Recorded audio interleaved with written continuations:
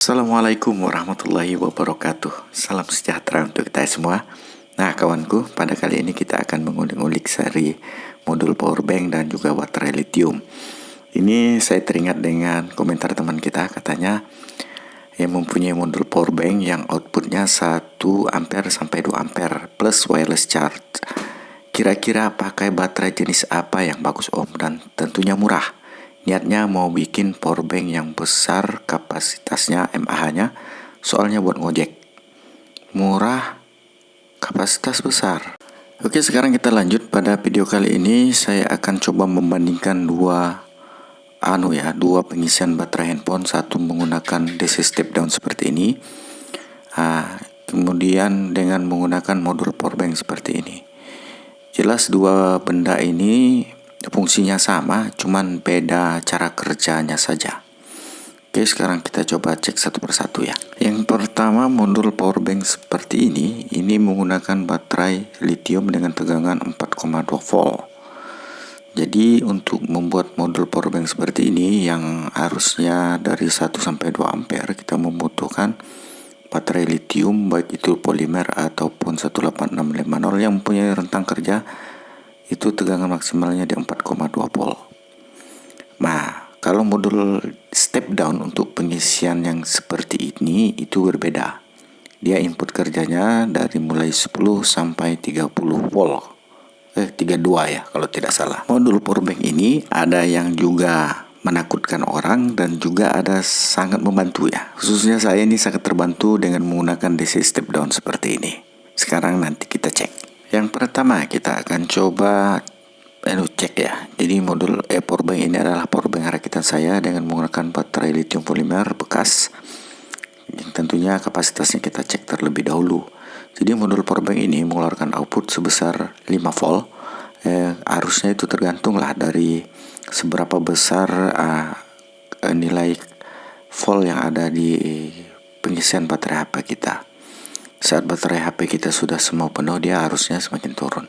Jadi modul powerbank seperti ini outputnya hanya 5 volt di arus 1 sampai 2 ampere saja. Cuman kelemahannya sekarang kan kita untuk mencari baterai lithium bekas yang kapasitasnya besar itu susah. Kalau saya lihat dari komentar teman itu banyak yang di prank ya di saat beli-beli online. Setelah dicek ternyata kapasitasnya tidak sesuai dengan yang diinginkan. Tentunya modul powerbank seperti ini dia belum support quick charge ya. Jadi apapun tipe handphonenya, outputnya akan tetap berada di 5 volt. Dia cuma bisa memberikan arus sebesar itu katanya 2 ampere. Tapi itu tergantung lagi dari kabel kita ya tentunya. Idealnya untuk membuat sebuah powerbank ya agar kecil dan ringan itu menggunakan baterai lithium polimer. Kalau bekas seperti ini saya beli kemarin itu harganya 5.000. Dan setelah saya cek kapasitasnya itu rata-rata 1 amperan cuman ya mau tak mau kita tumpuk dia menjadi lebih banyak lah ya untuk menemukan atau mendapatkan kapasitas mAh untuk sebuah powerbank yang besar. Jadi mau tak mau seperti itu. Jadi harus kita cek ulang di rumah tuh kapasitasnya. Jadi berbeda dengan baterai yang seperti ini. Ini baterai copotan cuman harganya beda. Setelah saya cek memang real di 4.000-an. Nih kapasitasnya 1, cuman dia besar. Ini sepertinya baterai bekas step. Jadi ini real di 4.000 masih. Untuk kapasitasnya. Cuman untuk menemukan hal yang seperti ini kan susah. Jadi untuk membuat modul powerbank seperti ini kita harus menumpuk baterai lithium polimer ya. Ataupun baterai 18650 dengan banyak. Kemudian kita pindah ke modul DC step down yang seperti ini. Ini yang semingguan ini saya gunakan dalam proses pengisian baterai handphone saya. Jadi dengan modul ini saya sangat terbantu ya kawan. Jadi kita ketahui bahwa input kerjanya itu berada dari 10 sampai 32 volt. Kalau salah silakan dikoreksi kembali ya.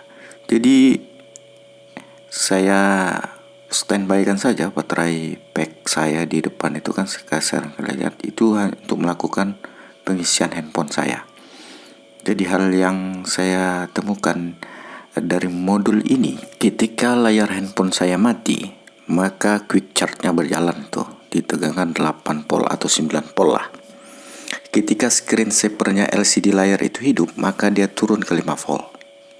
Nah, kalian perhatikan ketika mati dia berada di 8,8. Ketika layar ini hidup, dia quick charge-nya mati. Jadi modul charger ini jika handphone kalian support, maka dia sudah otomatis. Ketika quick charge berjalan, maka ketika handphone kita idle tuh, tidak melakukan aktivitas apa, dia tegangan inputnya quick charge-nya tidak berjalan. Jadi ini aman sebenarnya. Lumayan mantap juga modul charge ini menurut saya ya. Jadi handphone kita itu pada waktu quick charge tidak melakukan aktivitas apapun, maka quick charge-nya berjalan. Dan handphone ini punya proteksi supaya handphone kita itu tidak panas saja. Kenapa quick charge-nya berhenti ketika kita melakukan aktivitas pada handphone? Ya supaya handphone kita tidak panas, kawan. Nah, banyak yang menakutkan dari modul charge ini. Apa nggak bahaya, Bang? Itu tergantung handphone kita support ataupun tidaknya.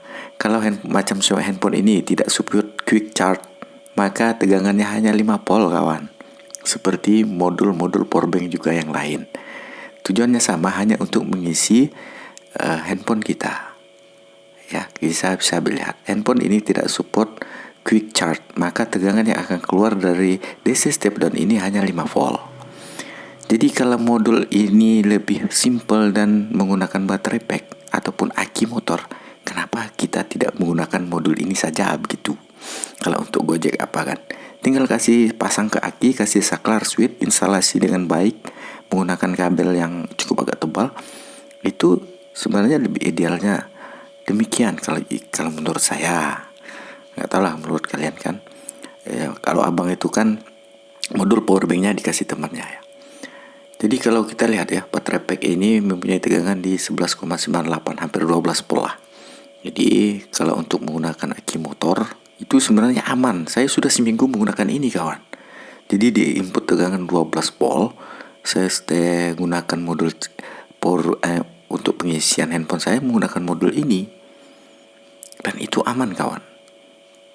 Jadi handphone yang belum support protokol untuk quick charge itu, maka dia tegangan outputnya akan 2 volt saja. Ini bisa diperhatikan ya. Jadi kita bisa langsung colokkan ke aki motor, aki mobil. Tapi hal ini belum saya pernah praktekkan, cuman menggunakan baterai pack. Dan inilah yang saya rasakan. Saya sangat terbantu ya. Apalagi kan memang cas saya cuma satu. Ya, coba kita lihat saja. Waktu handphone ini misalnya saya coba-coba mainkan handphone, maka outputnya itu hanya 5 volt. Quick charge-nya berhenti. Nah, seperti ini. Handphone ini artinya dia melindungi handphone kita dari panas. Panas saja waktu kita mainkan apa itu kan dia turun tegangannya ke 5 volt. Sewaktu handphone kita standby, tidak kita mainkan, maka tegangannya akan naik ke 9 volt sebenarnya. Harusnya 9 volt ya. Jadi bagaimana, kawan? Pilihan kalian. Jika menggunakan modul powerbank seperti ini, kita harus menyiapkan baterai lithium yang banyak. Dengan harus kita cek kapasitas ulangnya dengan beli online ataupun bagaimana. Itu pilihan ada di kalian ya.